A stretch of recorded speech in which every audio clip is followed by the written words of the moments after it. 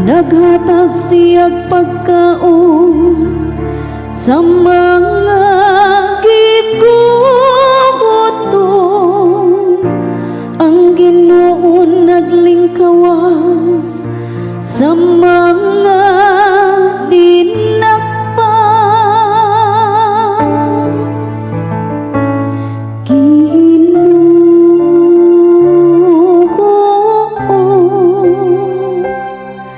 Dali ug luwas sa kami.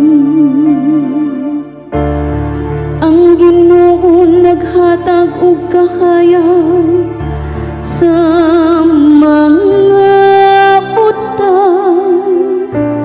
Ang Ginoo gapabangon sa mga nahilok ka pa.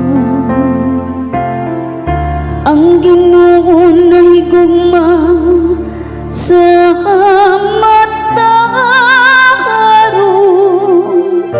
Ang Ginoo nanalipod sa mga langyan. Ginoo, dali ug luwas sa kami. Gitabangan niya ang mga ilo ug palo, apan iyang gisalikway ang mga dautan.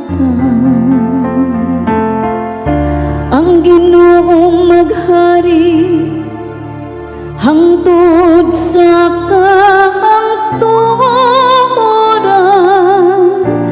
Ang imong Dios o Sion hangtod sa tanang kaliwatan.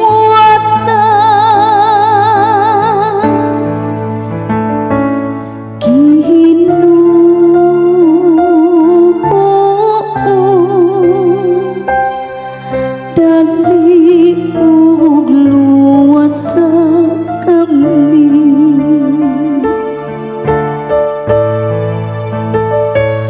Ginoo,